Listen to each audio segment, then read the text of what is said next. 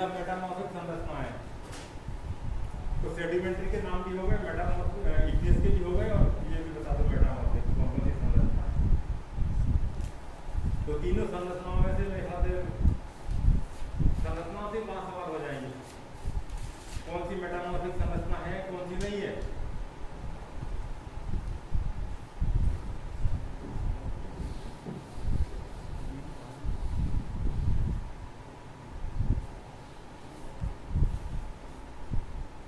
कायांतरित संरचना है।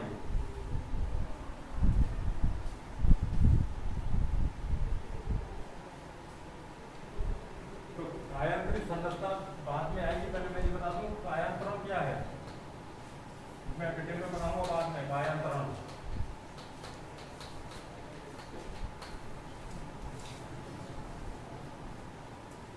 मतलब काया का अंतरण या रूपांतरण। क्या हो गया? काया का अंतरण या रूपांतरण, तो क्या बन गया? कायांतरण। ठीक है, तो बताइए काया क्या होती है? काया क्या होती है? काया अंग्रेजी का शब्द नहीं है। काया क्या होती है? जल्दी, अंग्रेज हो ना तुम तो। हाँ, काया स्कूल से पढ़ रहे होगे। काया पढ़ रहे कि नहीं पढ़ रहे? स्कूल से पढ़ रहे कि नहीं पढ़ रहे? काया मतलब बॉडी, बॉडी। ये एक बॉडी है, ये काया है, ये काया है, ये काया है। हर चीज काया है। Everything is a body. ये काया है, ये काया है। ये जो चट्टानें रख रखी है ये काया है।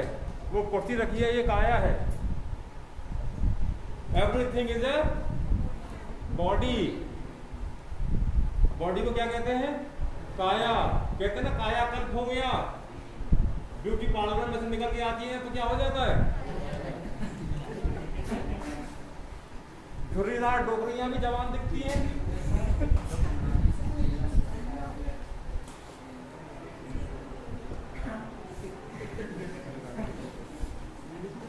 क्या हो जाता है? क्या होता है? ब्यूटी पार्लर से जो निकलती हैं, क्या करवा के निकलती हैं वो? फेशियल नहीं, कायाकल्प।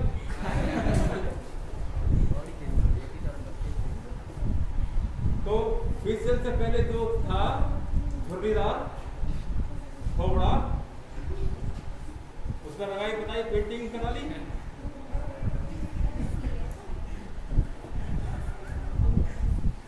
ये सर नहीं, बड़े शहरों में लड़के भी जाते हैं बहुत, ये स्पाइक कट करवाने। देखा ना स्पाइक खड़े वाले, यहाँ बिल्कुल जीरो मशीन और यहाँ काया कर दाढ़ी में कुछ तो भी और वो बड़ी शहरों में लड़के भी बहुत कराते, छोटे में भी कराते हैं। पर यहाँ कोई स्पाइक वाला नहीं ना, स्पाइक में बालों खड़े कलर करवा और यहाँ रंग अलग रंगीन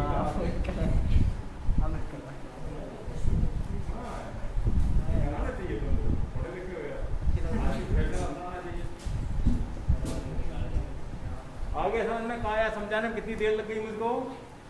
हिंदी का शब्द है काया, कायाकल्प। आगे समझ काया, तो काया मतलब बॉडी का, कल्प यानी परिवर्तन यानी रूपांतरण। तो काया का रूपांतरण क्या हो जाएगा? कायांतरण। काया में अंतर है ना। कौन सी काया? कोई भी काया, कोई भी बॉडी। क्यों होता है कायांतरण? क्योंकि जिन परिस्थितियों में वो चीज स्थिर रह सकती है, ये चीज इसी कंडीशन में स्थिर रह सकती है डस्टर के रूप में। इसको मैं आग में डाल दूं या इसके ऊपर से डंपर चला दें, जानते डंपर, रोलर चला दें, तो क्या ये इस रूप में रहेगी? नहीं। तो कौन सी कारण हो गए? तापमान एक कारण हो गया, दबाव एक कारण हो गया, तीसरा कारण इसको एसिड में डाल दूं तो क्या ऐसा रहेगा? ये केमिकल सॉल्यूशन। ये तीनों चीजें ऐसी हैं जो किसी भी काया का रूपांतरण कर सकती हैं, है ना। क्यों हुआ रूपांतरण? क्योंकि जिस दाब पर ये इस रूप में रह सकता है, इससे ज्यादा दाब होगा तो ये बदल जाएगा, चेंज हो जाएगा। इसके ऊपर से रोलर निकाल दें तो ऐसा रहेगा क्या? नहीं रहेगा। इसको चूल्हे में डाल दें तो ऐसा रहेगा क्या? नहीं रहेगा। इसमें बदल जाएगा ये उस रूप में जो उस स्थिति में स्थिर रह सकती है। किस रूप में? कोयला बदल जाएगी या राख में। हो गया ना कायांतरण, है ना? ऐसी चट्टानें भी, चाहे वो इग्नियस हो चाहे वो सेडिमेंट्री हो, यूं अगर नीचे विस्थापित होंगी तो नीचे तापमान ज़्यादा है, दबाव भी ज़्यादा है, तो उन परिस्थितियों में उनका जो बॉडी है, उनकी जो काया है, जो खनिज है, जो व्यवस्था है, वो सब बदल जाएगी। तो वो जो बदली हुई व्यवस्था है, इसकी बदली हुई व्यवस्था क्या कहलाती है? डस्टर के कोयला। आगे नाम ही बदल गया ना, तो कोयला क्या है? इसका कायांतरण हो गया ना। क्यों हो गया? क्योंकि उस तापमान पर ये स्थिर नहीं रह सकती।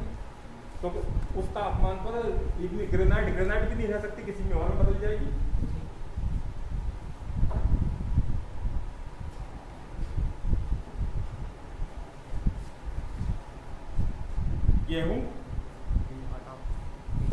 गेहूं पिस गया तो क्या कहलाता है? गेहूं कहलाता है। आटा क्यों नाम बदल गया? कायाकल्प हुआ।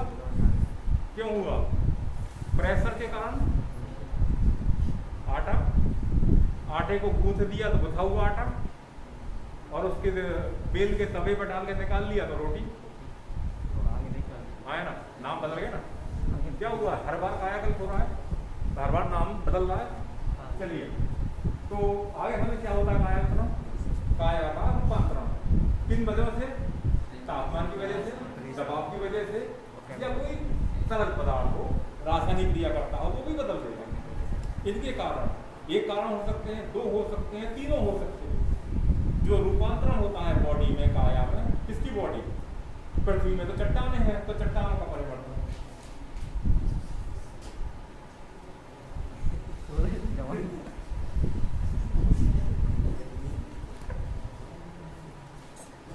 अब मैं कल से यहाँ कुछ वो रहूंगा, इतने बड़े बड़े कंकड़।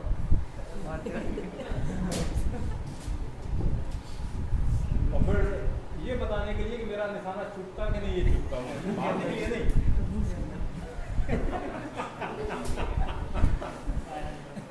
जो इरादा मेरा तो एक है, मैंने ये नहीं कहा कि मारूंगा मैं उनको। ये बताने के लिए मेरा निशाना भी चुपता कि नहीं चुपता, तो पता चल जाएगा, है ना? मैंने मारने का नहीं कहा।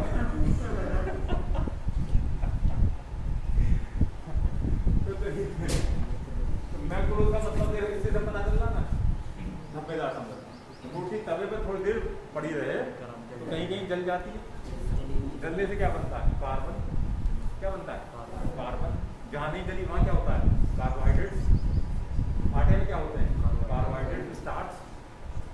तो ऐसी रोटी जो जगह जगह जल गई है तो कैसी दिखेगी? वो धब्बेदार। क्यों हुआ इस धब्बे?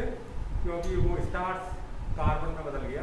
तो कार्बन के या कुछ नई चीज बन जाए, नए उस तापमान में कोई नए क्रिस्टल या खनिज बन जाए तो अलग दिखते हैं, जैसे गार्नेट अलग दिखेगा पिंक कलर का, या ये धब्बे कार्बन के हों तो कैसी दिखेगी संरचना? धब्बेदार। इसी को कहते हैं मैक्रोज। आगे समझ? धब्बेदार। क्यों होती धब्बेदार? असमान रूप से ज्यादा कायांतरण हो जाए, कार्बन इकट्ठा हो जाए।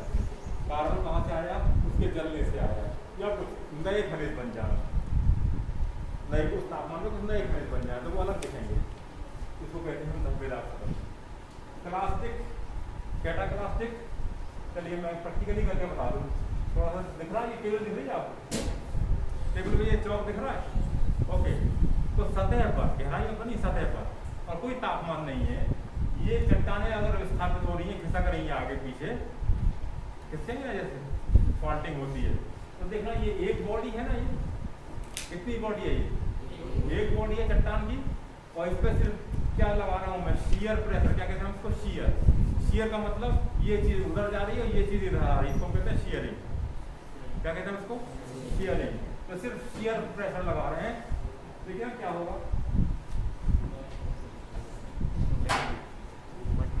क्या बना ये? दिख रहा है?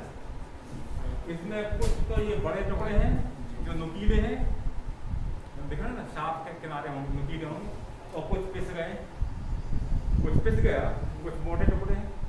तो ऐसी कुछ चट्टानें जिसमें कुछ बड़े नुकीले टुकड़े हैं और बाकी जो पिसे हुए हैं, क्यों हुए हैं ये?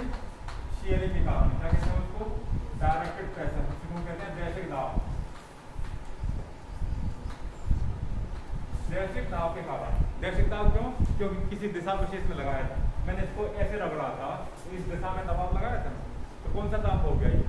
दैशिक दाब, राइट। तो दैशिक दाब के कारण रूप बदल गया था, बॉडी का रूप बदला ना।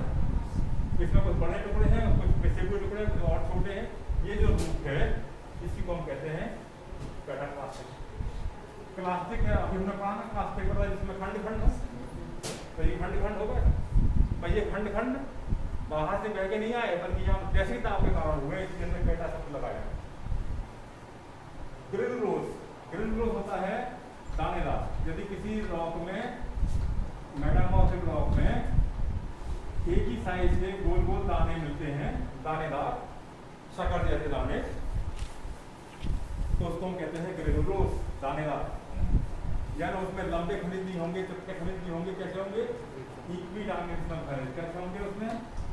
इक्वी डायमेंशनल खनिज।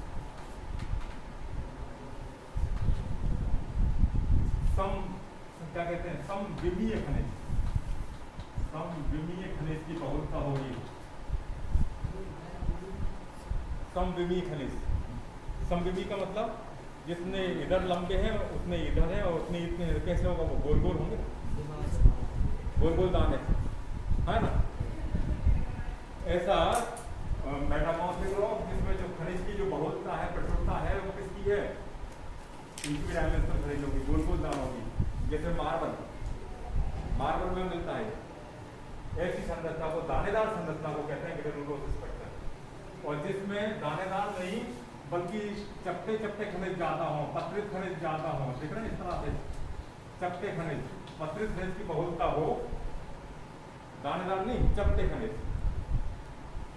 अगर यहाँ किताब अखबार रस्सियों का ढेर लगा दें, ऊपर से डंपर चला दें, डोजर चला दें, रोड रोलर चला दें, तो क्या हो जाएगा? सब चपटे हो जाएंगे, और सब में क्या होंगे? पतले पतले कागज के पतले जम जाएंगे। तो जिसमें चपटे और पत्रित खनिजों की बहुलता होगी, तो इस संरचना को कहते हैं सिस्टोज। ये सिस्ट में मिलती है, इसकी सिस्टोज या सिस्टाव कहते हैं। माइका में मिलती है सिस्टाव, सिस्टोज। कैसे खनिज होंगे इसमें? चपटे और पत्रित खनिजों की बहुलता होगी, तो पत्र निकल जाएंगे, एक एक पत्र निकाल सकते हैं, ये कहलाती है सिस्टाव। और एक ऐसी संरचना जिसमें ये ऐसी लेयर भी है और फिर दानेदार लेयर है, फिर चपटे और पत्रित खनिज हैं, दो चीजें हो गई। तो ये हो गई ग्रेनुलोस संरचना, और ये हो गई सिस्टोज संरचना। जब ये दोनों साथ साथ अल्टरनेट मिलती है, तो इस संपूर्ण संरचना को कहते हैं नाइसोस या नाइसी संरचना। तो नाइसी संरचना एक संयुक्त संरचना, क्या है? संयुक्त कंपोजिट स्ट्रक्चर है, जिसमें से एक लेयर पत्रित खनिजों की, फिर दानेदार खनिज, फिर पत्रित खनिज, फिर दानेदार खनिज, ऐसे मिलती हैं। तो संयुक्त संरचना को हम कहते हैं नाइस, नाइसी या नाइसोस। क्योंकि जिस रॉक में मिलती है उसको कहते हैं नीस, ये रॉक का नाम है। ये जिसमें मिलती है उसको कहते हैं सिस्ट, ये रॉक का नाम है। ये मिलती है मार्बल में, ये रॉक का नाम है। ये मिलती है क्वार्टराइट में,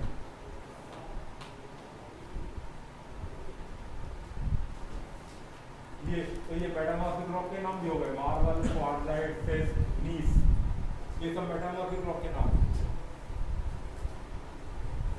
नीस में जो संरचना मिलती है, जो विशेषता मिलती है, उसी को नाइसोस कहते हैं। सिस्ट में जो संरचना मिलती है, उसी को सिस्टोस कहते हैं। मार्बल और क्वार्टराइट में दानेदार मिलती है, उसको ग्रेनुलोस कहते हैं। ये छोड़ दीजिए, रहने दीजिए, ये भी सिस्ट में मिलती है।